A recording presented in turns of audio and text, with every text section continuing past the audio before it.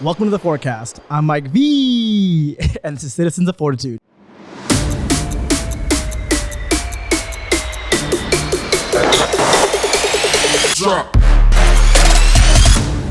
Nice. I think that's it. One take and we're done. You happy with that one? I don't see why not. Beautiful.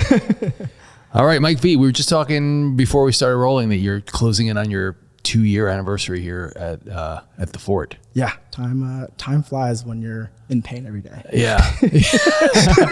So Mike came to us. He was like, it was like just at the end of like our pandemic closing requirements. Yeah. Walked into the gym like, you know, like late summer, no one in the gym, like 1 o'clock lunchtime. Yeah. And you were like, let's go. Basically. Yeah. It was a pretty easy sell for me. But I mean, we did one workout and I have not felt that unfit in a long time. And I was like, all right, well, I got to clearly keep doing this. It's everything I didn't want to do that I was forced, like ski ergs and like actually going in a row or every now and again carrying sandbags around the block, right? It was all these things that I had never, ever anticipated I would be doing at a gym, let alone planning for it. And the function was forced upon me, and here I am 2 years later. Nice. That's great. It's funny. Now when I talk to people and I say like, you're going to do the things that you don't want to do, it's not like carrying sandbags or like squatting and stuff. Right. It's like, we're going to force you into doing like mobility, flexibility work on your breathing mechanics, your range of motion. And everybody's like, yep, I'm not doing that on my own, which is true. Right. Nobody does that on their own. Yeah. I mean, I was telling you, I haven't gotten hurt in 2 years, right? Like I used to get hurt like clockwork every 6 to 8 months because I'd be lifting heavy consistently, but never really with like intent or mindfulness. And here where I was like, we're planning, engaging things correctly. I haven't got hurt in 2 years, right? We're doing percentages and making sure we're not overloading the body. And honestly, that's kept my old body, I think, a little bit more well-oiled, to say the least. Nice. Yeah. Well, I'm fairly confident in saying this, even though I have no statistics or data, but Mike is like the only Mexican New Zealander in the world. I would push to say yes. Yeah, so that is your background, and that like appropriately led you to playing rugby for Team Mexico. Is that right? Yeah, that's exactly it. So I played rugby for going on 20 years, which is a small funny story where like we were in a team van one time, and some of these kids are going through intros and like, oh yeah, like I'm 24, I'm 23. One kid's like, I'm 19. And I realized I've been playing longer than you've been alive.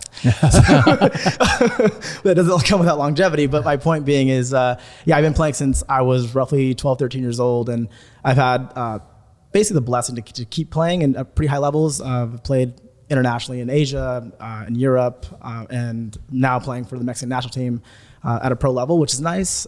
It's, I think, a big point of pride where playing for your heritage country doesn't come often, you know. I've had a chance to play for Olympic qualifying spots and even on the highest level of rugby sevens in Canada. So it's been a blessing, but it's also been a labor of love because you constantly have to, you know, keep up with younger players and, you know, the latest and greatest of people. Yeah. I've never played rugby. It seemed brutal. Yeah. Like it seems like just very physically tough. But like honestly, I've gotten hurt more in football than I ever did in rugby. And I don't know if it's like the machismo that comes with football where you're leading with your head and trying to smack someone, you know, 4 ways to last week, right? But whereas rugby it's a little bit more tactical. You're very aware of your body. So it's more of a wrestling move. Instead of going in with your head first, you're letting someone kind of run you over a little bit and like letting them topple you.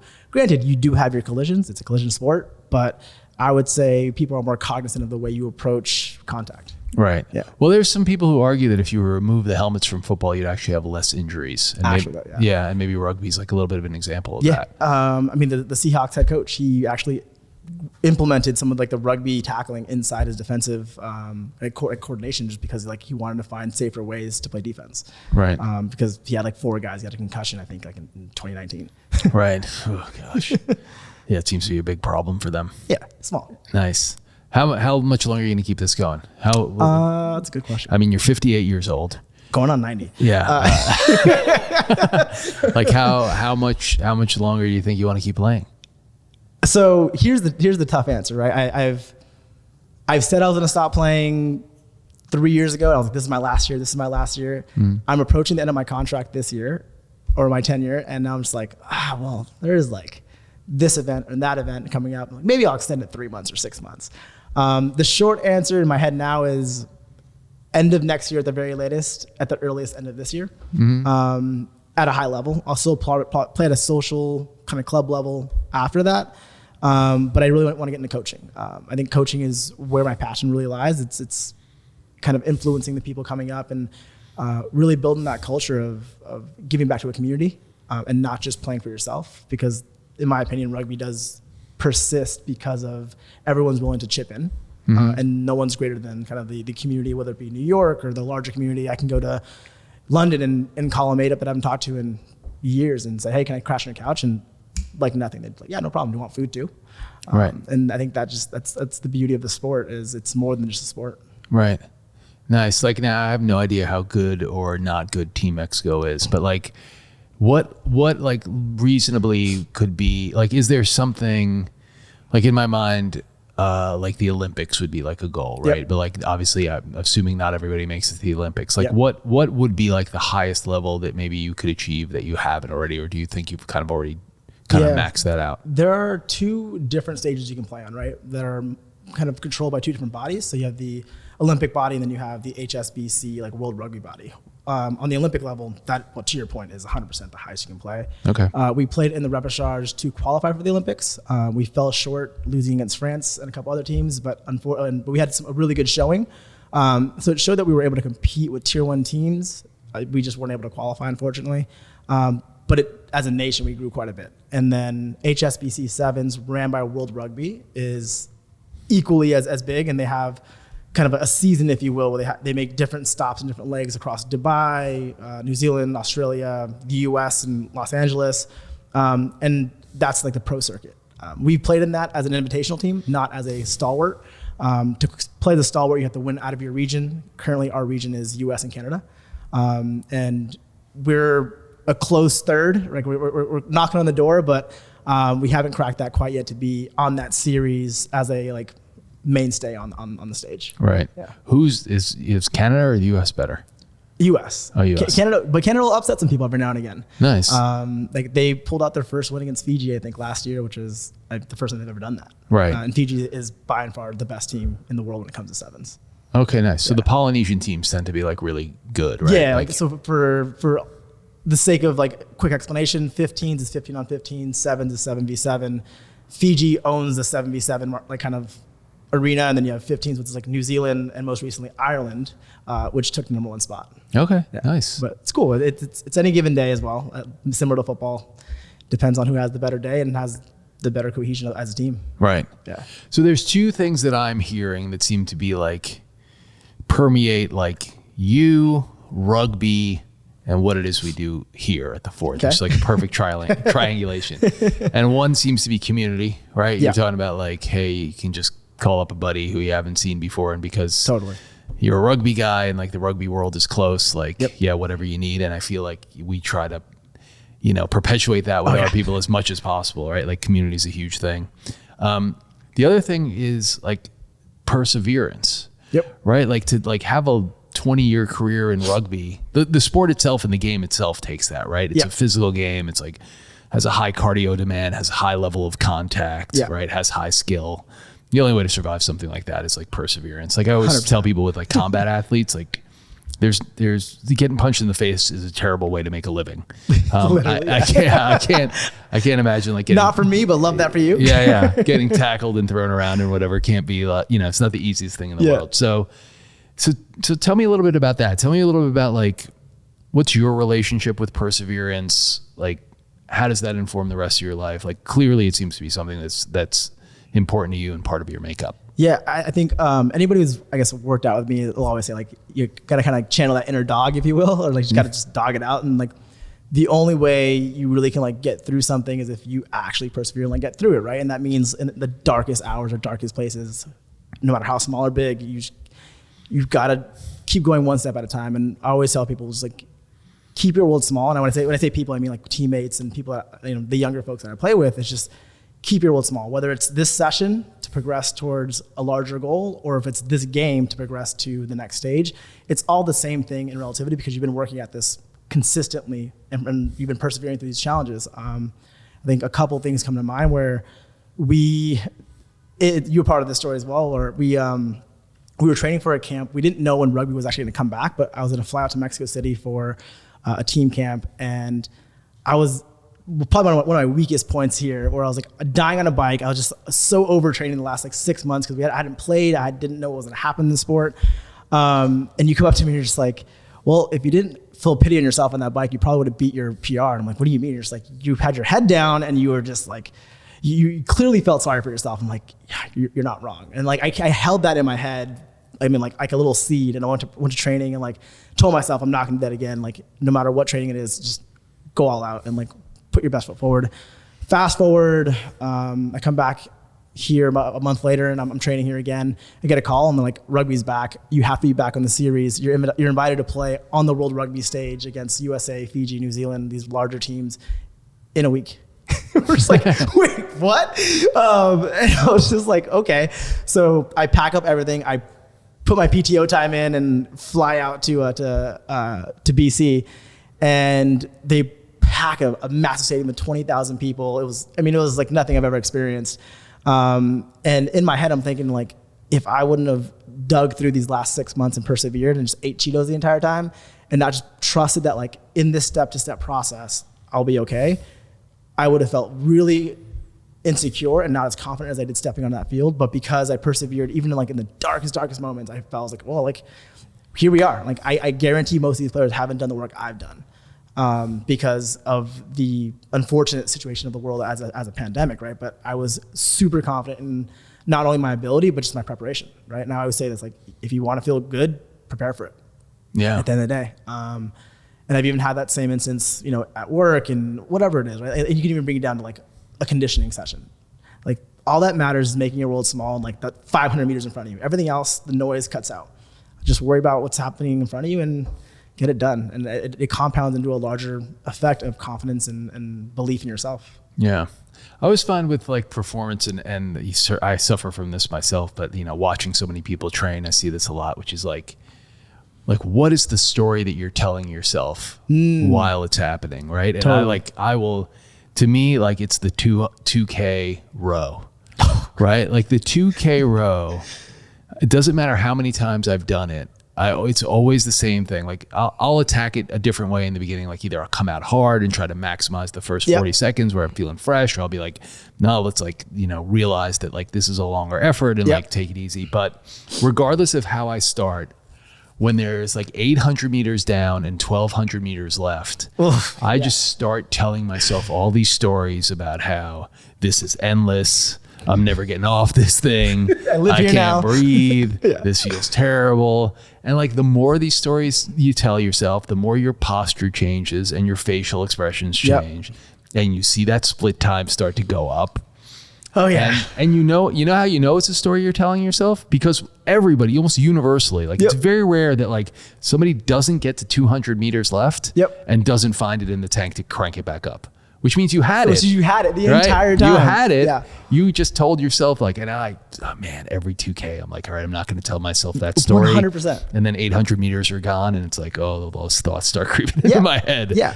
And everyone's actually subject to this. I don't care how good of an athlete you are, right? And it's one of the things I love about the Ford is like the fact that like the program's a program and the exertion is where like the X factor comes in, right? Like how much are you really applying yourself? And yeah, I'd be lying if I said I hadn't been like sandbagging sometimes and like, I'm at 1,000 meters. I'm like, I'll sandbag 500 and gas out the next 5, right? Yeah. There's no right way to do it, but you just got to empty the tank out, right? And I think getting yourself to that dark place of, can I push through this? And then there's no better feeling than like, yes, it sucked, it hurt, but I made it through it, right? And one of the things I really stress, whether it's talking to a team at work or talking to a team in sports, is pain is relative, right? If you've gone through a really rough upbringing, or maybe you were born in wealth, doesn't matter, right? Like you may experience two different things, but the pain still might be there in certain instances. So my point is get through the pain, right? Like no matter what, like all you can really do is control what you can control and get through it. If all you can control is your strokes per second, or all you can control is your exertion in that moment, control it, right? And don't worry about what's next, because everything else honestly doesn't matter. Just noise. Yeah. Well, I mean, avoiding pain is not like realistic, right? We all face it eventually. I mean, in training, it's like, it's assigned to you or like you're voluntarily doing it. Right. You know, in other parts of your life, I say obviously. assigned. Yeah. In other parts of your life, like obviously circumstances happen. You know, people want to avoid pain. I think maybe that's the mistake. Is like, you know, that's to me like one of the real kind of special things about training is that like in a very controlled environment, you kind of get to experience this pain. Yeah. And ideally it steels you for obviously future bouts of exercise, but ideally like, you know, stuff outside the gym as well. Easy, right? I think from a physiological standpoint, you're, I think, exerting some of the pain that has built up emotionally, and like that it has shown that it does relieve stress, right? But additionally, you know that you can get through it. Like you put yourself under so much duress at certain points that you like, I got this. Like I've done worse, or I've done something similar, and that says a lot, especially because you've done it in repetition, not just onesie twosies. And that goes back into like consistency, which is key, especially in training, but even just in life. Yeah, for sure. So like you're a guy who's like operated businesses, run them, built them up. Like I find that there's just like kind of there's a lot of crossover between like, you know, the training mentality and the business mentality. Like, tell me about that. Like what, do you find that to be the case? Do you ever like use your like kind of rugby experience or training experience and like feel that it crosses over into like kind of other parts of your life? We talked about controlling what you can control, right? And I think character in the business world is definitely one of them. I've seen both, I think you and Kyle and a lot of leaders at the Fort and people that I've been around with, luckily, just like have similar mindsets where, and an anecdote is, we once had a startup. We were in our first year and we were fully bootstrapped. We didn't have any funding at the time. So what you kind of eat, what you kill kind of thing, right? And we were down to our last $5 because we negotiated, I was in my last $5, but essentially like we negotiated really bad terms on payment for a couple clients that were big spenders. So we were just depleted on cash. And I looked at my COO and I'm like, we don't have enough money for payroll. And he was just like, what? And I was like, I'm like going through it. I'm like, I've triple checked this. We don't have enough money on payroll. And I was like, we have two options. We can, one, push it back and lose momentum because the company was starting to get a little bit of momentum going forward on onboarding new clients. So we can push it back and kind of ask for forgiveness, or we empty out our bank accounts personally, put it through ADP, pay everybody out, keep our character, act as if, and we'll face that problem when we come to it, and hopefully we can collect the money fast enough, right? And he's like, he's like, let me talk to my wife, and we naturally went through that progression. We decided to go with option B, and we used our own cash to pay out our employees. At the time, we had 36 employees when that happened, so it was sizable. Yeah. My partner at the time, she was not happy with me. I was like, look, like everything's going on the cards now. Point being is, I made it a sticking conversation of, if we do this, we cannot resent each other. We cannot resent anybody else. Like we walk in as if nothing happened. Like, yes, we're sitting ducks with our feet paddling, but nothing is going to be talked about, and they can never know because they don't need to know, right? Because it's not their job, it's our job. And this is where we come through as leaders. And we put our money where our mouth is. Fast forward, we scaled the business to $41 million, and it turned out to be a very successful venture. But if we didn't actually put up and act accordingly, that would have never happened. I think if we would have never put the money in there or injected it from our own cash, people would have lost momentum, would have lost faith in us as leaders, and we would have took a left instead of a right. And I probably wouldn't be in New York, to be honest with you. Yeah. Which is wild, but yeah. Well, it's amazing how, like, you know, there's moments of making those decisions, and like, you know, it's the good thing, at least like ultimately it worked out. Like there's people who do that and it doesn't work out, right? Easy, right? I mean, but can you really harp on the alternative? Like if it doesn't work out, then you just got to figure it out, right? Yeah. Well, I mean, that's the nice thing about like business or like anything like kind of like that. Like, yes, it's important. Yes, you put like a lot of value in it, and it becomes like in the forefront of your mind, and all that I think is like necessary and normal, because like, why are you getting involved in something if it isn't meaningful to you? But like, you know, if you jump to the end, like worst case scenario, like, okay, so it just doesn't happen. Like you can't make it happen, right? Yeah. So you make something else happen. Totally. Right? Like and that something else might actually be the thing. Right. Right. Like most people don't hit it on one thing, right? No, like, not at all. I have fallen on my face more times than I care to admit. Right? Yeah. The moments I felt inadequate or cried to myself of just like, and I'll be open about this, right? Like where I'm like, I'm not a good enough athlete or whatever it is, or like, I just don't know what to do here, are countless. But those are the moments where like you have to reflect. I'm like, can I do something now to change either the trajectory or the situation? And you gotta focus on like, what can you do now? Again, making your world small, because if you open it up to too many options, the world will collapse on you. Your own world, right? And like, it's just it's an emotional burden. So how do you figure out ways to navigate through that? And again, bringing it back to training, like that mental capacity does have a bearing on how do you react. Yeah, for sure. Kyle and I were talking yesterday. We were talking about like the big companies that are out there. Like, you look at like Amazon and Apple. We were looking at Amazon, Apple, Google, and Meta or Facebook, right? And we're like, all those companies have problems. Like people don't like those companies for like of various reasons. Yeah. But not of all the people in those universes, whether it's like, Eric Schmidt or the guy, other guys who like started Google, or like Steve Jobs or Bezos, or like people have problems with those guys, but you're like, okay, like you get it. Yeah. Out of all of them, the one that's like the most hated, the least trusted is Zuckerberg. Easy. Right? Easy. And I think the reason for that is like he didn't fail first. Like all those other guys had huge failures. Yeah. And he kind of nailed it right off the bat.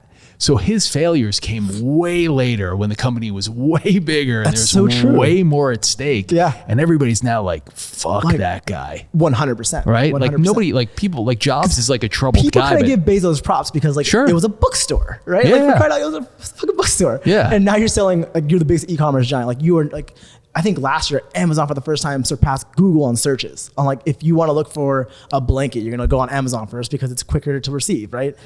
But you're right, like Meta hit a lot of good strides. It had the fastest growth rate in Silicon Valley ever. And now you're looking at privacy issues and like, it's just a lot of other which ways that are what's wrong with it. And when you have WhatsApp listening to your conversations, and I mean, I can go down this rabbit hole for a while, but like there are so many things that are tied to Facebook or Meta rather, that are dangerous because it actually has such a big impact on society, whether it's social or just personal. Right. And I think all these people are trying, like, they're all using like their ubiquity to their advantage, right? Like 100%. Certainly like Apple is using the information that it gets from you for its own benefit, right? Like, and that's all true. And everybody has a sense of that. And they're like, oh yeah, the way they do business, like maybe isn't great. Like, I don't love that. With Zuckerberg, you're like, that dude's trying to screw me. Easy. No, right? It doesn't feel like a big problem. It feels like a personal problem. Well, you were in advertising. So I think this is a funny thing to even bring up here, where it's like, if you aren't able, like, if you're not paying for the product, you are the product. Right. right. Like it's shitty to say, right? But like, if you aren't paying for it, but you're getting so much use out of it, who's the product here? It's the data that you're actually openly giving. Right. I've been an advertiser for almost 15 years now, and there's a running joke where I'd say, I know when you're pregnant before your doctor knows when you're pregnant. Why? Because you post about it. Right. Like you take an at-home test. You're like, we're expecting whatever it is, and like it's scary to think that, because all that's being collected, and then it recycles back into whatever your feed or your kind of like life looks like, essentially. Yeah, and that's been going on forever. Like I remember there was a whole expose on Target where they would like really look at your purchases, and they could correlate your purchases with different things in your life. So they knew exactly, like if you bought a home pregnancy test, like 9 months later, you were getting served front page ads for diapers. Easy. You know what I mean? Yeah. Like they had that all figured out. And like, in some ways it's like the targeting is good, right? Like at least like, okay, like maybe I'm being served things that I'm interested in rather than like, I don't care about, reverse mortgages or whatever. So I'm not like getting served that crap. But, in other ways, I guess, like, it's a double-edged sword. It's sort of terrifying. 100%. And it's only getting more and more of a dangerous, like, slippery slope, right? Yeah. I think when you look at now with Meta having eyeglasses with Ray-Ban, like they can now see what you're seeing. Yeah. And with visual recognition, that's a whole different ballgame, right? And you are now taking what is digitally posted into what's happening in real life. And if you're recording it, you're now going to get a lot more data out of that person, which makes it a dangerous arena to play in because you're giving it to them. Right. It's all by opt-in. Right. Yeah. And none of it feels like it's for good, right? Like no, not at all. The one thing I could say about like what we do here is like really completely genuinely, like, sure, we want to have a successful business. I want to be able to pay my employees. I want us to all be successful. But really, the core of the business is like, we really do want to help people. Right. Like, I really do want people to like enjoy fitness, have it impact the rest of their life, all the great things that I found from it, right? Yeah. Like it really helped me, like courage and confidence and all these other things, you know? So like at our core, like it feels like, you know, in even though we are engaging in commerce, like we're trying to do it from a perspective of like putting out a product that we really are proud of and would do even if like it didn't make us money. There's a trade there, right? And I mean, it's just the way kind of business works and the nature of it. But I think what's cool, like I've been here going on 2 years now, and there's, I mean, people that I've seen that just like change, like butterflies. Like, I mean, BK was a legacy guy, right? He's a new person, right? Or like Andrew Flicker, who's like my workout partner. Like he went from didn't really ever stretch very much to now is like his mobility is incredible. He looks great. Like he looks 10 years younger. Like it just, you see these transformations, and it clearly is a product that everyone stands by. And it's a community that people are building together, right? Like I come because I like hanging out with BK in the morning or Flicker at night or Sid, right? Like, cause I can have a really shitty day, but I know if I come here, it's gonna be like, well, it wasn't that bad, right? It's getting a little better, and it makes some of the process bearable or at least enjoyable. Yeah. Yeah. Well, I think we live in a society where like making connections with people has become more and more challenging, like at least in real life. Right. And I think like the community has like come together in a way where it's like people really just enjoy being around each other.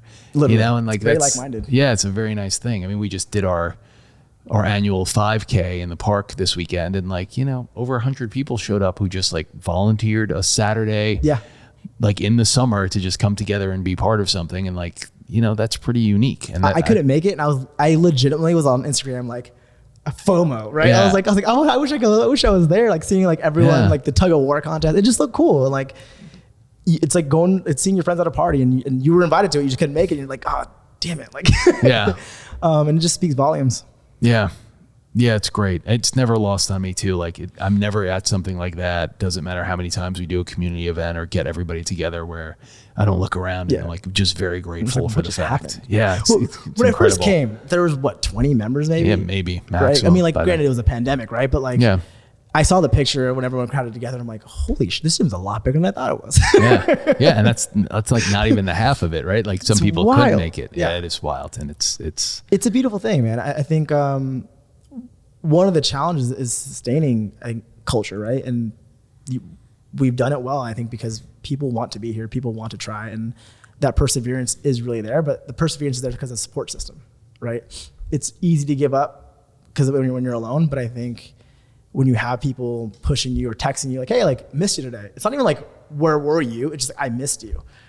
That's a fully different thing. And actually, I've talked about this in coaching clinics where you can say the same message, but different words, and it changes the entire feel, right? Instead of saying, hey, get over here, it's, hey, I need you. Or the part of the perseverance factor of it of, hey, you know, what happened? You punk out and not want to come?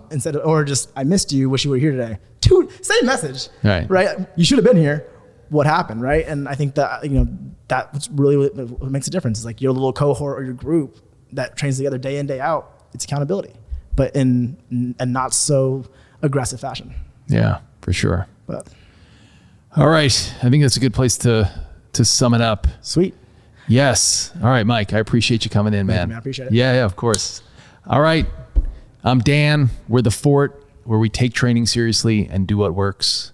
And we will see you next time. Was that 30? Wow.